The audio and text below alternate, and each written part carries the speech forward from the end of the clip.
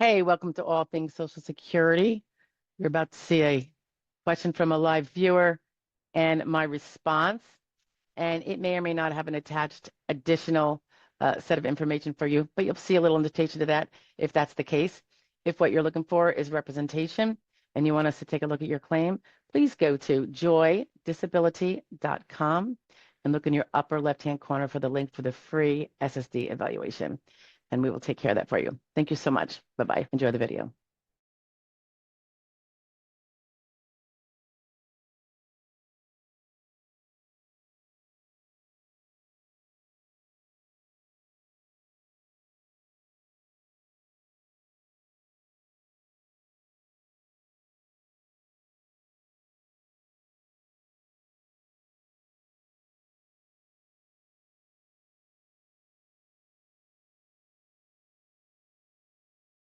All right, so CG has the first possible question. Let's see.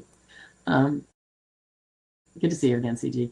Question about widowed children in care. Okay, you're 48, or somebody is, applying for SSD DI now. 49. All right, are you 48 now or 49? Now 49. So maybe when you applied for SSDI, you were 48, you turned 49, you turned 50 at the end of the year, so maybe next end of 2026. Am I getting that right? All right. You're currently in step 3, so as you all might know, step 3 is the longest one because that's when they're getting all your medical records and possibly scheduling you for a CE. It eventually goes to the medical expert that they have to figure out what your RFC is, all that fun stuff. And just for those that don't know, when you are a widow of someone who was insured for Social Security, they weren't disabled, but they made enough credit so that one day, no matter what, even if they stopped working, they could get retirement. That person passes away. The spouse, the widow, in this case, is under 50. There is no widow's benefit under 60 unless you're between 50 and 60 and can prove you too are disabled. However, widowed children in care can be at any age as long as you have children under 16 that you care for, that are in your custody and all that, live with you. Then you can get your own piece of the benefit from the worker spouse that passed away's family max. And of course, the children would be getting, there are times when there's so many people that could take a bunch of kids and the mom or the dad that it's getting spread out amongst them all, but it's all still in the same household. And I think that's the point. If it's a one child and a widow caring for that child, hey, we hear you. We can't see you all the way until you bend down. Then it's nice because it's not just the child getting his 50%, and then the rest of 15% of what dad's primary insurance amount is. The widow can also get an amount equal to something like that. So it can up the household income trying to survive on the deceased spouse's PIA, which of course is probably going to be less than what the spouse was earning while he or she was supporting the rest of the family. But and for widowed child in care, you can't be earning over a certain amount yourself because you have to be largely caring for the child and not working full-time out there making over a certain earnings limit. So then the question is, does any of those factors help at this stage? No. You can't get widow. You can get widowed children in care. I think that you don't even have to be disabled for that, CG. So that should be, if your children are small, younger, they're 16 or over, I think is the age.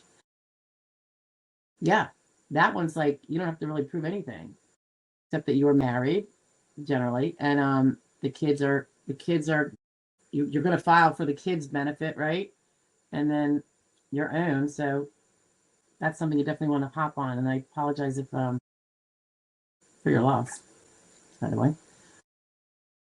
When you turn 50, your SSD, if you win it in your own name, you could switch to that disabled widow's benefit. Since you've already proven that you were disabled within it's got to be within 7 years of the passing of the spouse. You could, if that amount is bigger, then you could switch to that instead of taking on your own record that you originally have to do now because you're not 50. So those things, it's another avenue of eligibility, and it might be more because it's on his work record and not yours.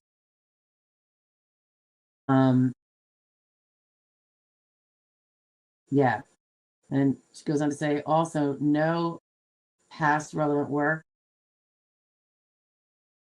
since under SGA, the last job. That the SGA is relevant for whether you're disabled. That amount might not be the same, I'd have to look it up, as the earnings limit if you were to take as a widow. That dependency amount. Like if you're earning more than that, you're not considered a dependent. They have kind of a black and white rule. But yeah, don't forget the widow child and care. Still prove your child and care.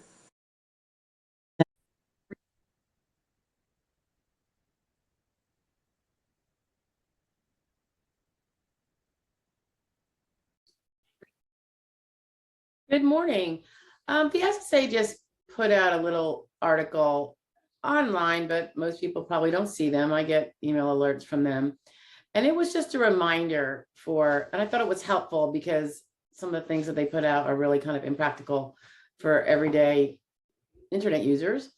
But this seemed a little more practical, and I wanted to reiterate it. It's when a widow will be eligible for benefits, because there's a few different times when he or she may, widow or widower. So let's just go over that really quick. A widow or widower may be eligible for benefits if they are age 50. Now, SSA didn't mention this in their article, but you have to also become disabled as that widower or widow within 7 years of the passing of the spouse. So your spouse passes, you become disabled, and you become 50, and all that happens the disability happens within 7 years of the passing of the spouse. You could be eligible for benefits on the spouse's work record, because you wouldn't necessarily be eligible on your own work record if you didn't have one sufficient at that time. And that could be a variety of reasons. Now, I remember a particular case when this happened. I was actually proving a disability case for someone, and then the issue arose that the spouse was passed. The unfortunate thing, and she would have gotten more benefits under the spouse's work record than her own. Like she would still get them on her own, but they were much smaller. So she'd get them on her own if she proved her own disability, which we were able to do, but she could get more having proven disability if she could prove that she was married to the alleged spouse, which was the parent of her children. If she could prove that marriage. Ironically, she couldn't. She could never get a document saying it. And her children even, they didn't know. It was before their time. It was all kind of understood, which, as children, we don't necessarily see our parents' certificate of marriage. So she never could prove that she was married to the gentleman that had passed. I don't really doubt that she was, but for whatever reason, and she had no recollection of even what state it was in. This is how bad off she was. So there was you have to go through your state vital statistics and all that stuff. And that is always left up to the person to have their marriage information. So she didn't prove that. And the kids never saw a certificate, anything of that nature. So that didn't pan out for her. But, you know, for everybody else who actually keeps track of that stuff, it's worth noting that as early as 50, you could collect a benefit based on being a widow or widower, whether you have your own work record or not. You could have been a stay-at-home and not have one. At age 60 is the one we normally think of as a widow's benefit start date. I kind of consider it like a widow retirement age. You know, normally we can collect a spousal or ex-spousal benefit at 62 based on a prior spouse's work record. For widows, and by the way, they could be divorced widows, 60, it starts 2 years earlier. However, like the age 62 early taking of any kind of retirement benefit, this benefit will also be discounted. So if a widow or widower wants to take it at 60, they're going to be taking about I think it's 71.5% of what they would take as a widow if they waited until their full retirement age. So it is substantially decreased. And no, it doesn't pop up if you take it early once you hit retirement. Some people say, well, is it going to go up when I hit it? No, you're taking X years of additional payments. So let's say it's 6 years of additional payments. That's 6 times 12 months. That's 72 payments that the other person who waits till full retirement age isn't taking. So your discounted amount, your reduced amount for taking early is permanent. So that's a risk people can run. Is that going to be enough money later, or was it better to maybe plug a few more years of work in and not have to take that? If widow's benefit is going to be the thing you rely on, so obviously you're going to weigh those competing amounts. Is my own benefit going to be more than the widow's? Doesn't matter, and I could take it. One thing about widow's benefits too, if you take it, it doesn't impact your own.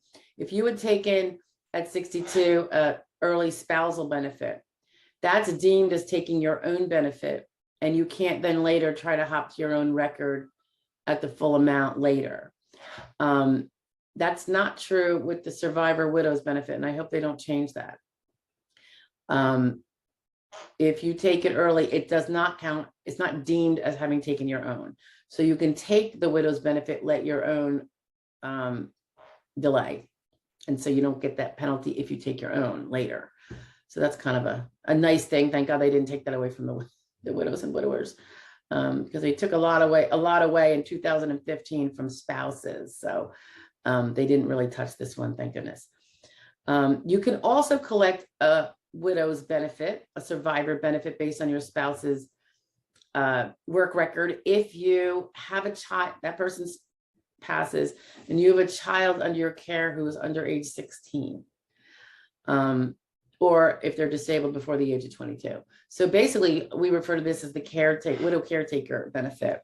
That widow benefit will end though when the child turns 16.